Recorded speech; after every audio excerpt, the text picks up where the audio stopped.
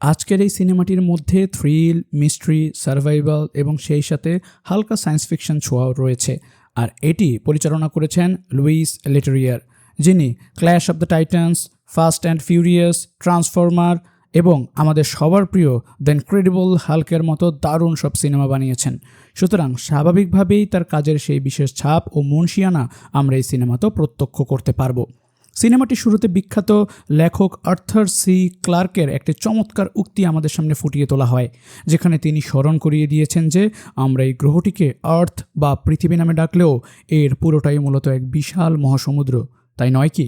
কিন্তু তার এই কথাটির আসল অর্থ কী এবং কেনই বা সিনেমাটির শুরুতে এটি ব্যবহার করা হলো, তাই এখন আমরা জানতে পারবো।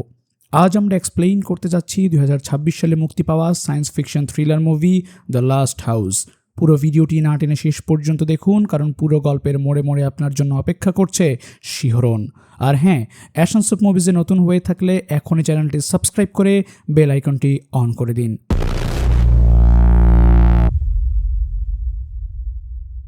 গল্পের প্রারম্ভে আমরা জ্যাসন নামের এক ব্যক্তিকে দেখতে পাই। সে সমুদ্রে ছিপ ফেলে মাছ ধরছে, আর শুরুতেই একটি দৃশ্য উপস্থাপন করা হয় যে মানুষ কীভাবে সমুদ্রের পরিবেশকে দূষিত করে চলেছে।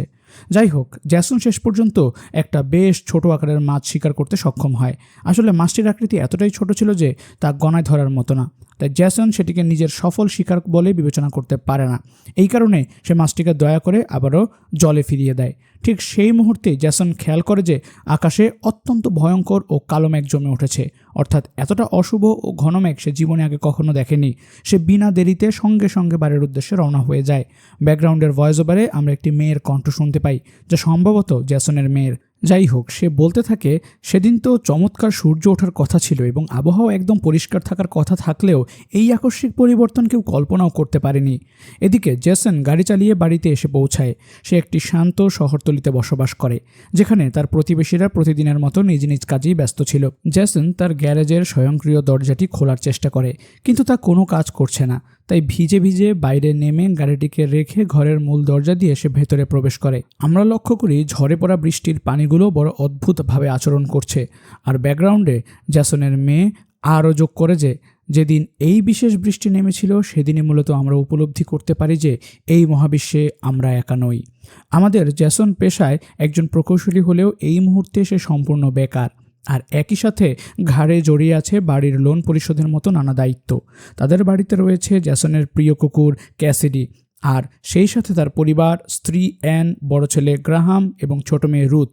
ব্যাপারটা হলো, ক্রিসমাস একদম দরজায় কড়া নাড়ছে, অথচ তারা এখনও উৎসবের কেনাকাটাই সারতে পারেনি। জ্যাসন তার সন্তানদের কথা দিয়েছিল তাদের নিয়ে একটা সুন্দর ক্রিসমাস ট্রি কিনতে বের হবে, তাই ছেলে মেয়েদের বায়না মেটাতে তারা রেডি হয়ে বেরোনোর তোড়জোড় শুরু করে। ঠিক তখনই তারা খেয়াল করে যে ঘরের কোনো দরজাই আর খোলা যাচ্ছে না। জ্যাসন বারবার দরজার হাতল ধরে চেষ্টা করেও ব্যর্থ হয়।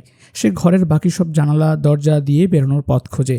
প্রথম দিকে সে ভেবেছিল তার ছেলেমেয়েরাই হয়তো কোনো মজা বা প্র্যাঙ্ক করছে, কিন্তু না, ঘরের কোনো বেরোনোর পথই কাজ করছিল না এবং তারা নিজেদের ঘরের ভেতরেই পুরোপুরি বন্দী হয়ে পড়ে। গ্রাহাম জানালার কাঁচ ভেঙে বের হওয়ার চেষ্টাও ব্যর্থ হয়, যেন বাইরে ওই অদ্ভুত বৃষ্টির জল এক অদৃশ্য প্রতিবন্ধকতা বা ব্যারিয়ার তৈরি করে রেখেছে। তবে শুধু জ্যাসন বা তার পরিবারের সাথেই এমনটা ঘটেনি, পুরো পাড়ার প্রতিটি বাড়ির একই অবস্থা দাঁড়িয়েছে এবং প্রত্যেকেই নিজ ঘরে অবরুদ্ধ হয়ে পড়েছে। তারা বাইরে দেখতে পায় প্রতিবেশী তরুণী সুজান, যে সকালে জগিংয়ে বেরিয়েছিল, সে বাড়ি ফিরে এসে দেখে তার ঘরের দরজাও বন্ধ।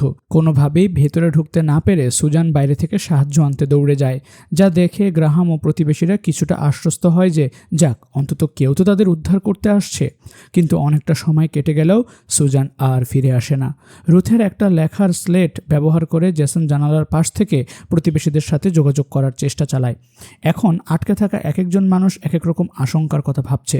কেউ মনে করছে সরকার হয়তো গোপন কোনো পরীক্ষা চালাচ্ছে, আবার কেউ ভাবছে ভিন গ্রহের প্রাণীরা আক্রমণ করলো কিনা। স্বাভাবিকভাবেই ছোট বাচ্চাদের মনে আতঙ্ক বাড়ছে। তবে জ্যাসন তার পুরো পরিবারকে শান্ত রাখার আপ্রাণ চেষ্টা চালিয়ে যায়, যদিও তার নিজের মনেও চরম ভয় কাজ করছিল, কারণ সেও তো জানে না যে আসলে কী ঘটতে যাচ্ছে। তবে যে কোনো আপৎকালীন পরিস্থিতির কথা ভেবে সে আগে থেকেই প্রস্তুতি নিয়ে রেখেছিল। সে তার স্ত্রী অ্যানকে দেখায় যে তার কাছে একটা রিভলভার রাখা আছে, যা সে বহু আগেই কিনে লুকিয়ে রেখেছিল। অবশ্যই সন্তানদের কাছ থেকে সে এটি নিরাপদ রেখেছিল, তবে স্ত্রীকে সতর্ক করে দেয় যে বিপদে প্রয়োজন পড়লে এটি ব্যবহার করতে হবে। রাতের বেলা সবাই ঘুমালেও জেসন কিন্তু ঘুমায়নি। সে ড্রিল মেশিন দিয়ে দরজাগুলোতে ফুটো করে বা ভেঙে ফেলার প্রাণপণ চেষ্টা চালিয়ে যাচ্ছে, তবে এতে কোনো লাভ হচ্ছিল না, কারণ বৃষ্টির জল যেন বাইরে এক অবেধ্য শিল্ড বা বর্ম তৈরি করে রেখেছে, যা অতিক্রম করা অসম্ভব। অর্থাৎ এই মানুষগুলো আর কোনোভাবেই ঘরের বাইরে পা রাখতে পারছে না। পুরো দৃশ্যপটটা যেন ঠিক একটি অ্যাকোরিয়ামে বন্দি মাছের মতো হয়ে গেছে, যেটার দিকে গ্রাহাম মাঝে মধ্যেই এক দৃষ্টে তাকিয়ে থাকে। ওই মাছগুলো যেমন পাত্রের ভেতর থেকে কোনোদিন বের হতে পারে না, বা যতক্ষণ না তাদেরকে আমরা বের করি, ঠিক তেমনই মানুষের অবস্থাও এখন অবিকল এক হয়ে দাঁড়িয়েছে। তারা সম্পূর্ণ ঘরবন্দি হলেও স্বস্তির বিষয় হলো ঘরের ভেতরে বাতাস চলাচল স্বাভাবিক ছিল, অর্থাৎ দম আটকে কেউ মারা যাবে না, ঠিক যেমন অ্যাকোরিয়ামেও অক্সিজেনের ব্যবস্থা রাখা হয়। এভাবে একটা অনিশ্চিত দিন কেটে গেল। পরবর্তীতে কি হচ্ছে বা আদৌ তারা কখনো বাইরে বেরোতে পারবে কি না তার কোনো নিশ্চয়তা নেই, কারো হাতেই কোনো নিয়ন্ত্রণ নেই। তাই ভবিষ্যতের কঠিন সময়ের প্রস্তুতি নিতে শুরু করে তারা খাবার ও জলের রেশন হিসেব করে জমাতে শুরু করে, যাতে কোনো কিছুর অপচয় না হয়। জেসন আপ্রাণ চেষ্টা করে যেন পরিবারের কেউ মানসিক সাহস না হারায়, বিশেষ করে তার সন্তানদের মন ভালো রাখতে নানা বিনোদনের ব্যবস্থা করে। এভাবে 4টি দিন কেটে গেল। এখন আর কী বা করার আছে? তাই জেসন তার সন্তানদের মাছ কাটার কৌশল শেখাতে শুরু করে। আসল মাছ না থাকায় সে রুথের পুতুলগুলো দিয়েই ডেমো বানিয়ে শেখাতে থাকে, যাতে বাচ্চারা অন্তত কোনো কাজে ব্যস্ত থাকে এবং ভেঙে না পড়ে। একই সাথে জেসন লেখার মাধ্যমে জানালার ওপার থেকে প্রতিবেশীদের সাথেও যোগাযোগ বজায় রাখছে। পাশেই বাস করা এক বৃদ্ধ দম্পতির সাথে জেসনের প্রায় কথা হতো, আর তাদের থেকেই সে জানতে পারে যে পুরো এলাকার প্রতিটা ঘরের একই করুণ পরিণতি হয়েছে। আর বাইরে বেরোতে না পারার কারণে সবচেয়ে বড় যে সংকট দেখা দিয়েছে তা হলো খাবারের অভাব। ওই বৃদ্ধ আক্ষেপ করে জানান যে তাদের ঘরে খাবার প্রায় শেষের পথে। এখন তারা কি করবেন বুঝে উঠতে পারছেন না। অন্যদিকে ছোট মেয়ে রুথ ছবি আঁকতে খুব ভালোবাসে। সে সেই বৃষ্টির ছবি আঁকছে, তবে বৃষ্টির প্রতিটি ফোঁটাকে সে যেন একটি কাল্পনিক চরিত্রে রূপ দিয়েছে। সেই বৃষ্টির ফোঁটার মধ্যে সে নাকি কাউকে দেখতে পায়, যেটি নিশ্চিতভাবেই কোনো সাধারণ মানুষ নয়। সত্তাটি যেন রুথের সাথে যোগাযোগের চেষ্টা করছে, আর রুথও তাকে নিজের এক বন্ধু মনে করতে শুরু করেছে। রুথ এটাও লক্ষ্য করে যে জানালার কাঁচের উপর বৃষ্টির জলের রূপগুলো যেন তাকে হুবহু নকল বা মিমিক করছে। প্রসঙ্গত, রুথ বিশ্বাস করে যে ওই বৃষ্টির আড়ালে কেউ একজন বাস করে, যাদের সে রেইন পিপল বা বৃষ্টি মানব নাম দিয়েছে। এভাবেই দেখতে দেখতে সংকটময় দিন পেরিয়ে ক্রিসমাসের দিন এসে উপস্থিত হয়, কিন্তু কেউ আশা ছাড়েনি, কেউ হার মানেনি। এই অবরুদ্ধ অবস্থার মধ্যেই সবাই দিনটিকে উদযাপন করার চেষ্টা করছে। এই সংকটকালে বড় ছেলে গ্রাহামও তার পরিবারকে আগের চেয়ে অনেক বেশি আপন বলে অনুভব করতে পারে। সচরাচর দৈনন্দিন ব্যস্ত জীবনে হয়তো এই বন্ধনটা টের পাওয়া যায় না, কিন্তু এভাবে বন্দি থাকায় পরিবারটি যতটা কাছাকাছি এসেছে তা আগে কখনোই ছিল না। এমনি করে 1 মাস অতিক্রম হয়ে গেল। বাইরে ঝুম বৃষ্টি হচ্ছে, আর রুথ আবারও সেই রেইন পিপলদের ছবি আঁকছে। হঠাৎ বাইরে তারা এক অদ্ভুত শব্দ শুনতে পায়। গ্রাহামও সেই শব্দ শুনতে পায় এবং তাদের মনে হয় বাইরে যেন কেউ দাঁড়িয়ে আছে। রুথ বলে যে প্রতি বৃষ্টিতেই নাকি এই সত্তাটি তাকে দেখতে আসে, যদিও তার ভাই গ্রাহাম এসব কথা বিশ্বাস না করে ভাবে বাইরে হয়তো কোনো বন্য প্রাণী এসেছে। রাতের খাবারের টেবিলে রুথ তার বাবাকে আবার সেই কথাটি বললে দীর্ঘদিনের মানসিক চাপে জেসন কিছুটা ধৈর্য হারিয়ে ফেলে। সে স্পষ্ট জানিয়ে দেয় যে এমন আজগুবি গল্প শোনার মানসিকতা তার নেই। সিনেমায় যেমনটা প্রায়ই দেখা যায়, কোমলমতি বাচ্চার সত্য পর্যবেক্ষণে বড়রা প্রথমে স্রেফ কল্পনা বলেই উড়িয়ে দেয়। যাই হোক, তাদের খাবার সংকট এখন চরম রূপ নিয়েছে। বাচ্চাদের খাবার যোগানোই কঠিন হয়ে পড়ছে। এন ক্রিসমাসে বাচ্চাদের জন্য কুকিজ বানিয়েছিল, কিন্তু ঘরে চিনে না থাকায় তাতে মিষ্টি স্বাদ ছিল না।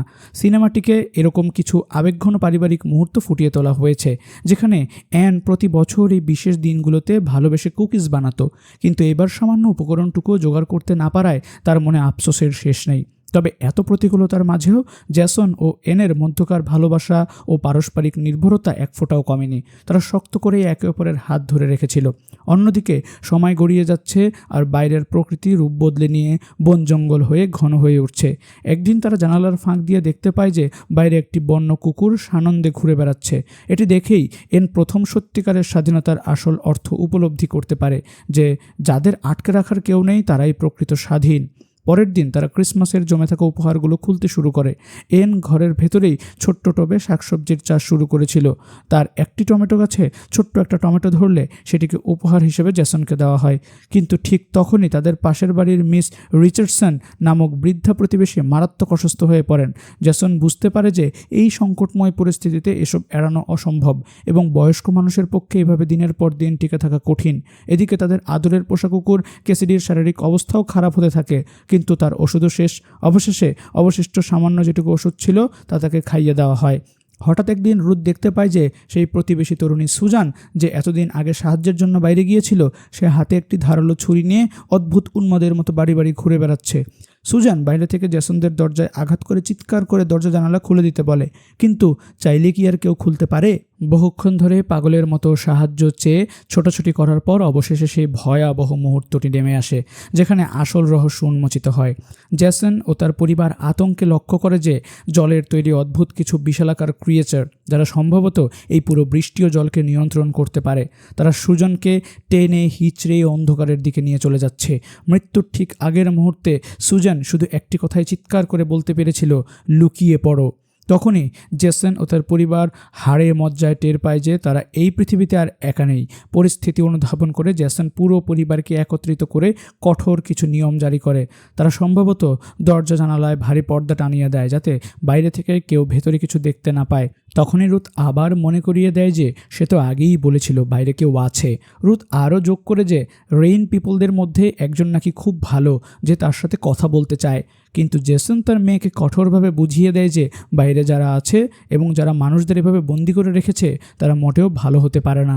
বিশেষ করে আজ তারা বাইরে যা প্রত্যক্ষ করলো তা কোনোভাবেই ভালো কিছুর লক্ষণ হতে পারে না। এভাবেই কাটতে থাকে কঠিন দিনগুলো।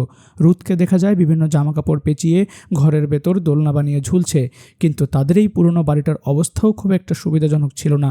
ভিত্তি দুর্বল হয়ে বাড়িটি যেন ধীরে ধীরে মাটির নিচে ধসে যাচ্ছে। গল্পের শুরু থেকেই এর আভাস দেওয়া হয়েছিল। এখন তো বাড়ি মেরামত করার মতো টাকা বা সুযোগ জেসনের কাছে নেই। দোলনায় ঝুলতে ঝুলতে হঠাৎ ঘরের ফায়ারপ্লেসের চিমনি ক্যাপটি ভেঙে নিচে পড়ে যায় এবং তারা অবাক হয়ে দেখে যে উপরের ওই ছিদ্র দিয়ে আকাশ একদম পরিষ্কার দেখা যাচ্ছে। চিমনি ক্যাপটি না লাগালে বৃষ্টি নামলেই ঘরে জল ঢুকে প্লাবিত হবে, আবার ওখান দিয়ে কোনো বিপদও নেমে আসতে পারে। কিন্তু ছিদ্রটি এতটাই সংকীর্ণ যে কেবল ছোট আকৃতির রুথই ওখানে পৌঁছাতে পারবে। তারা রুথকে সাবধানে উপরে ওঠায় এবং রুথ অনুভব করে যে চিমনি দিয়ে ঘরের বাইরে তার হাত পৌঁছে যাচ্ছে। সে বাইরের উন্মুক্ত বাতাস স্পর্শ করতে পারছে, যদিও সময় মতো তাকে দ্রুত নিচে নামিয়ে আনা হয়।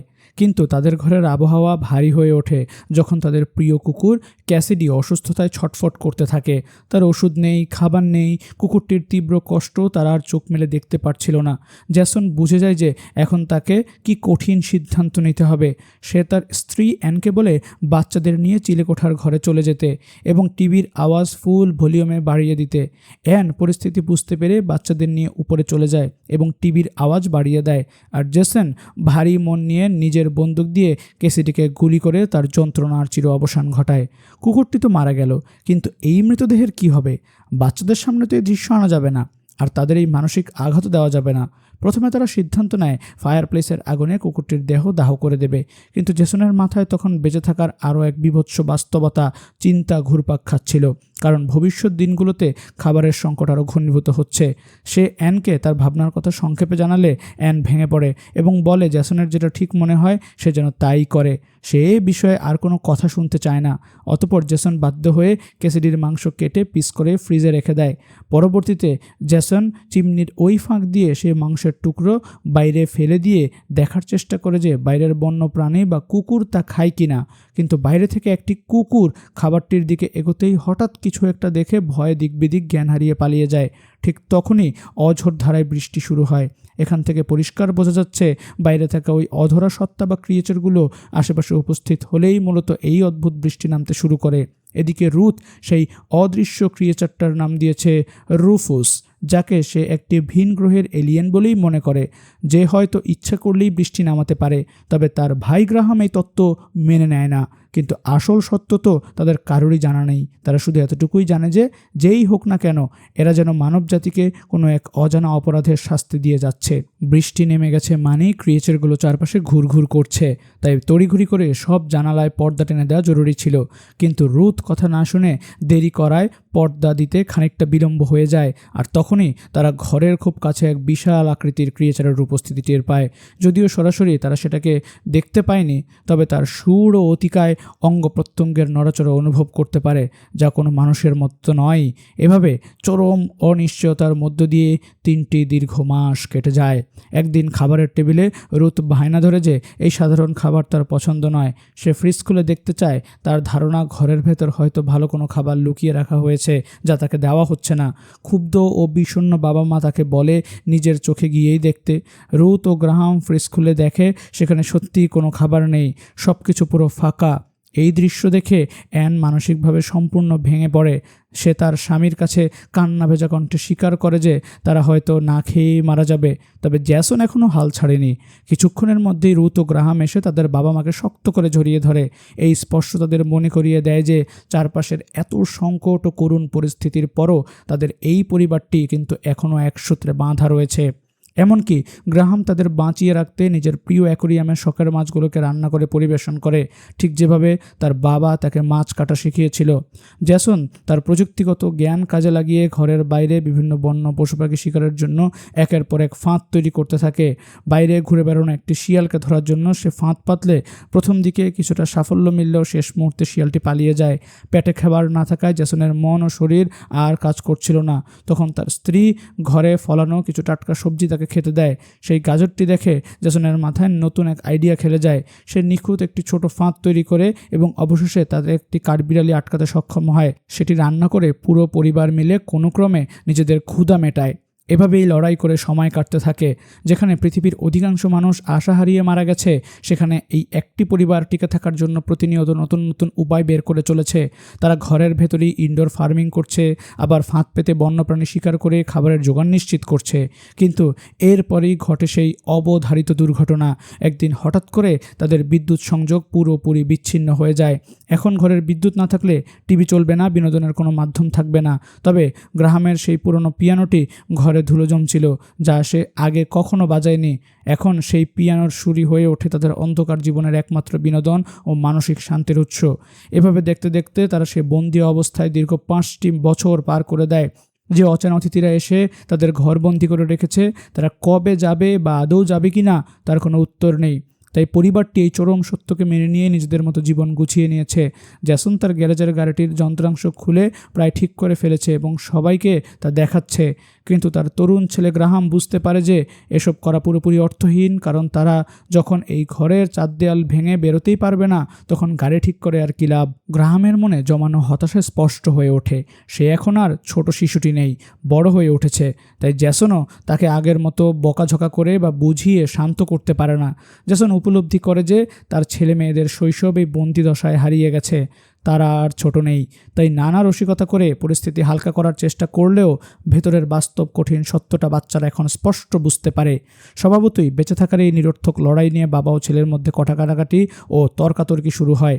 ঠিক তখনই বাইরে আবারও মুষলধারে বৃষ্টি নামতে শুরু করে এবং তারা তাড়াহুড়ো করে জানালাগুলো ঢাকতে শুরু করে। কিন্তু সেই মুহূর্তেই ঘটে যায় সবচেয়ে ভয়ঙ্কর ঘটনাটি। একটি বিশালাকৃতির অদ্ভুত চেহারার ক্রিয়েচার সশরীরে তাদের ঘরের ভেতরে প্রবেশ করে। বৃষ্টির জলই যেন তাদের শক্তির উৎস, যা ব্যবহার করে তারা ঘরের সমস্ত লক আনলক করে অবাধে ভেতরে ঢুকে পড়তে পারে। জ্যাসন ও তার পরিবার একদম নিঃশব্দে যার যার মতো ঘরের বিভিন্ন কোণে আত্মগোপন করে। একটি টু শব্দ করার উপায় নেই। সেই অতিকায় ক্রিয়েচারটি ঘরের ভেতর কিসের যেন সন্ধান করছিল। সে কোনো মানুষকে খুঁজে না পেলেও দেখতে পায় যে মানুষগুলো ঘরের ভেতর গাছপালা লাগিয়ে ফার্মিং বা চাষবাস করছে। ক্ষোভে সে সেই সব ফসল ভেঙেচুরে লণ্ডভণ্ড করে দেয়। তারা আতঙ্কে লক্ষ্য করে যে সেই ক্রিয়েচারটির স্পর্শ লাগা মাত্রই ঘরের সমস্ত জিনিস যেন মুহূর্তে জমাট বেঁধে ক্রিস্টাল বা লবণে পরিণত হয়ে যাচ্ছে। কিছুক্ষণ তছনছ করার পর ক্রিয়েচারটি অবশেষে ঘর থেকে বাইরে বেরিয়ে যায়। তবে ঘরের মূল দরজাটি তখনও খোলা ছিল। গ্রাহাম সেই সুযোগে বাইরে পালানোর চেষ্টা করে, কিন্তু মুহূর্তের মধ্যে দরজা আবার স্বয়ংক্রিয়ভাবে বন্ধ হয়ে যায়। ক্রিয়েচারটি চলে যাওয়ার পরপরই বৃষ্টি থেমে যায়, মেঘ কেটে গিয়ে আবারও সোনালি রোদ ওঠে এবং আবহাওয়া একদম পরিষ্কার হয়ে যায়। এই প্রথম জেসনের পরিবার এত কাছ থেকে সেই ভয়াল ক্রিয়েচারটিকে সামনাসামনি দেখতে পেল এবং তার অবয়ব প্রত্যক্ষ করল। রুথ তখন চিরাচরিত পৌরাণিক কাহিনীর কথা উল্লেখ করে বলে, লোবিয়াথন, ক্রাকেন কিংবা মারমেড বা জলপরীদের কথা আমরা গল্পে শুনেছি, এদের কি তবে সত্যি কোনো অস্তিত্ব আছে? আসল কথা হলো, পৃথিবীতে সমুদ্রের প্রায় ৮০% তলদেশই আজও মানুষের অজানা ও অনাবিষ্কৃত রয়ে গেছে।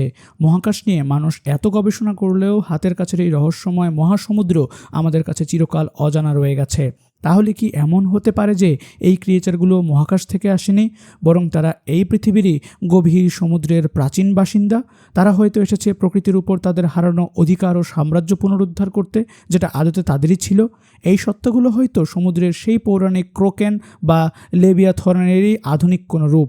তবে মূল সমস্যা হলো, ঘরের ভেতর তাদের চাষ করা সমস্ত ফসল ও অবশিষ্ট খাবার একদমই নষ্ট হয়ে গেছে। মাটি লবণে পরিণত হয়েছে এবং পানের যোগ্য সামান্য জলটুকুও দূষিত হয়ে পড়েছে। ক্রিয়েচারগুলো যেন ইচ্ছা করেই এই ধ্বংসযজ্ঞ চালিয়ে গেছে, যাতে মানুষরা আর টিকে থাকতে না পারে। এটি দেখে অ্যান আবারও চরম মানসিকভাবে ভেঙে পড়ে, কারণ তাদের জমানো সমস্ত রসদ এক নিমেষে শেষ হয়ে গেছে। জেসন তবুও আশা হারায় না, সবাইকে সান্ত্বনা দিয়ে শান্ত করার চেষ্টা করে, যদিও সে নিজেও ভেতর থেকে কেঁপে উঠেছে। এর মধ্যেই সে বাইরে যে স্বয়ংক্রিয় ফাঁদ পেতে রেখেছিল সেখানে একটি নেউল বা ফেরেট জাতীয় প্রাণী আটকে পড়েছে। রুথ ফেরেটটিকে দয়া করে ফাঁদ থেকে মুক্ত করলে হাত বাড়ালে প্রাণীটি ক্ষিপ্ত হয়ে রুথের হাতে কামড় দেয়। রুথ শুরু থেকেই এই প্রাণী শিকারের বিরুদ্ধে ছিল, তাই সে দয়া দেখাতে গিয়েই এই মারাত্মক ভুলটি করে ফেলেছে। প্রাণীটির কামড় থেকে রুথের শরীরে দ্রুত বিষাক্ত ইনফেকশন ছড়িয়ে পড়ে। তার তীব্র জ্বর আসে এবং জরুরি অ্যান্টিবায়োটিক বা ওষুধ না পেলে সে হয়তো আর বাঁচবে না। জেসন তার একমাত্র মেয়েকে হারানোর ভয়ে বেকুল হয়ে পড়ে এবং ধীরে ধীরে নিজের মানসিক ভারসাম্য হারাতে বসে। পাগলের মতো ঘরের চারপাশ তদারকি করতে গিয়ে সে ঘরের মেঝেতে কিছু বড় বড় ফাটল লক্ষ্য করে। যেমনটা আগে বলা হয়েছিল, তাদের বাড়িটি প্রতিনিয়ত মাটির নিচে ধসে যাচ্ছিল, আর ধস নামতে নামতে এমন এক অবস্থায় পৌঁছেছে যে মেঝের ঠিক নিচেই শহরের সুয়ারেজ বা বিশাল নালা লাইনের সংযোগ বেরিয়ে পড়েছে। এখানে কোনো আবদ্ধতা নেই, অর্থাৎ এই ক্রিয়েচারগুলো জানতো মানুষ কেবল দরজা জানালা দিয়েই বাইরে বের হতে পারে, তাই তারা সেগুলো ব্লক করে রেখেছিল। চিমনির খোলা মুখ আর মেঝের নিচের এই ড্রেন বা টানেলই এখন তাদের একমাত্র বেরোনোর পথ। কিন্তু ওই নোংরা অন্ধকার টানেল ধরে ওপারে যাবে কে? অ্যান শক্ত হয়ে সামনে এগিয়ে আসে এবং বলে যে তার মেয়ের প্রাণ বাঁচাতে সেই যাবে। সবাই সম্মত হলে অ্যানকে প্রয়োজনীয় কিছু সরঞ্জাম দিয়ে সাজিয়ে দেওয়া হয়, যাতে সে সুয়ারেজ লাইন ধরে পাশের এক প্রতিবেশীর বাড়িতে পৌঁছাতে পারে, যিনি পেশায় একজন ডেন্টিস্ট ছিলেন। হয়তো তার বাড়িতে জরুরি কোনো অ্যান্টিবায়োটিক বা জীবন রক্ষাকারী ওষুধ পাওয়া যেতে পারে। অ্যান সেই অন্ধকার সুয়ারেজ ড্রেন ধরে এগিয়ে গিয়ে মৃত মিস রিচার্ডসনের বাড়িতে প্রবেশ করে। সেই বৃদ্ধ ও বৃদ্ধা বহুদিন আগেই মারা গিয়েছে এবং তাদের ঘরটি দেখে মনে হচ্ছে কোনো এক ভয়াবহ বন্যায় পুরো ডুবে গিয়েছিল। তবে অ্যান যেটি খোঁজে এত ঝুঁকি নিয়ে এসেছিল, শেষ পর্যন্ত সে সেই ওষুধের দেখা পায়। এত বছর পর ওষুধগুলো মেয়াদোত্তীর্ণ হয়েছে কিনা সেই প্রশ্ন হয়তো থেকে যায়, তবে সিনেমাটির এই পর্যায়ে এসে তার স্বার্থে আমরা সেটিকে ইতিবাচকভাবেই ধরে নেই। কিন্তু ওষুধ নিয়ে ফেরার পথে একটি ক্রিয়েচার অ্যানকে দেখে ফেলে এবং তার পিছু নেয়। অ্যান কোনো মতে নিজের জীবনের ঝুঁকি নিয়ে চিমনি ও ড্রেনের পথ ধরে নিজের ঘরে ফিরে আসে, আর জ্যামস তড়িঘড়ি করে মেঝের সেই ছিদ্রটি শক্ত কিছু দিয়ে বন্ধ করে দেয়, যাতে ক্রিয়েচাররা ভেতরে ঢুকতে না পারে। কিন্তু ততক্ষণে বাইরে থাকা ক্রিয়েচারগুলো জেনে গেছে যে এই ঘরের ভেতরে এখনও মানুষ জীবিত আছে। জেসন ও তার পরিবার বুঝতে পারে যে বাইরে বৃষ্টি নামলেই সেই মৃত্যুরূপী সত্তাগুলো আক্রমণ করবে, তাই এতদিন তারা নিজেদের গোপন রেখেছিল, কিন্তু এবার আর লুকিয়ে থাকার পথ খোলা নেই। জেসন চরম যুদ্ধের প্রস্তুতি নিতে শুরু করে। সে অ্যানকে নির্দেশ দেয় বাচ্চাদের নিয়ে চিলেকোঠায় গিয়ে আত্মগোপন করতে, কারণ যে কোনো মুহূর্তে বাইরে থেকে আক্রমণ হতে পারে। তবে এবার তারা কেবল পালাবে না, সশরীরে লড়াই করবে। আর কতদিন এভাবে খাঁচায় পাখির মতো লুকিয়ে থাকা যায়? জেসন শুরু থেকেই নিজের পরিবারকে রক্ষা করার প্রতিজ্ঞা করে এসেছে, আর তার বড় ছেলেও বাবার পাশে দাঁড়িয়ে বলে যে এবার তারা মুখোমুখি লড়াই করবে। এনও স্বামীর পাশে একমত হয়ে দাঁড়ায়। তারা ঘর জুড়ে বিভিন্ন মরণ ফাঁদ তৈরি করে এবং জেসন লড়াইয়ের জন্য একটি বিশেষ ধারালো হারপুন গান বানিয়ে নেয়। অবশেষে সেই কাঙ্ক্ষিত ও ভয়াল মুহূর্তটি এসে উপস্থিত হয়। বাইরে মুষলধারে বৃষ্টি শুরু হয় এবং ক্রিয়েচারগুলো তাদের পুরো বাড়িটিকে জলে প্লাবিত করে ফেলে। জ্যাসনের পরিবার তড়িঘড়ি করে চিলেকোঠায় আশ্রয় নেওয়ার চেষ্টা করে।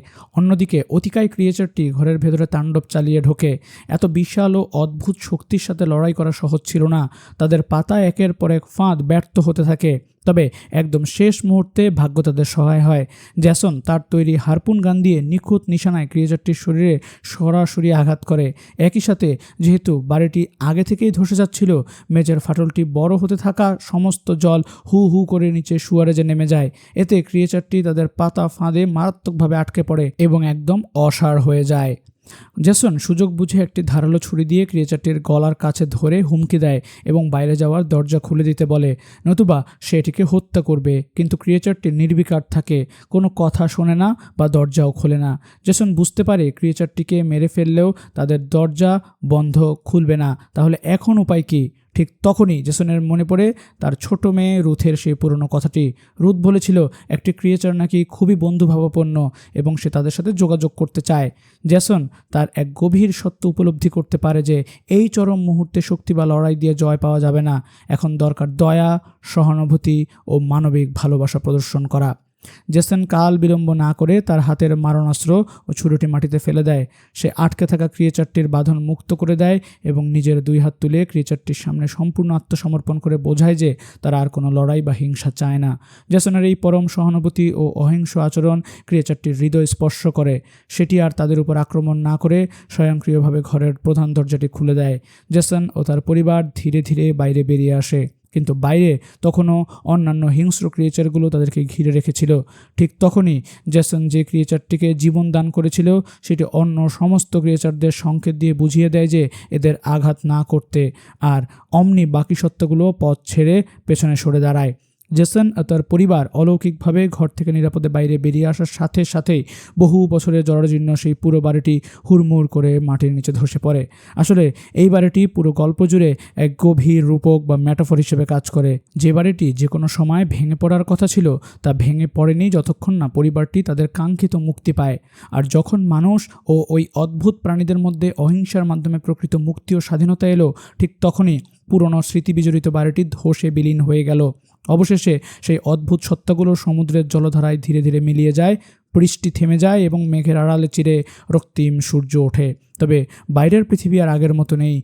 ঘর বাড়ি রাস্তাঘাট সব কিছু ধুয়ে মুছে সাফ হয়ে গেছে এবং পুরো প্রকৃতি নতুন সবুজ গাছপালা রূপ নিয়ে চারপাশ গ্রাস করে নিয়েছে। জ্যাসন ও তার পরিবার তাদের চমৎকার আচরণ ও দয়ার খাতিরে এক নতুন জীবনের সুযোগ পেল। তারা তাদের পাড়া থেকে একটি ছোট নৌকা জোগাড় করে অনিশ্চিত কিন্তু আশাব্যঞ্জক সমুদ্রযাত্রায় ভেসে পড়ে। যদিও পৃথিবীর প্রায় সব সভ্যতা ধসে গেছে, তবুও তারা নতুন কোনো সার্ভাইভাল বা বেঁচে থাকা মানুষের খোঁজে নতুন উদ্যমে যাত্রা শুরু করে। জ্যাসন কখনোই আশা হারায়নি, আর তার সেই অদম্য আশাই আজ পুরো পৃথিবীটিকে জীবিত ও এক সূত্রে ধরে রেখেছে। তারা নৌকায় থাকা রেডিও টিউন করে বাইরের পৃথিবীর সাথে যোগাযোগের চেষ্টা চালাতে থাকে।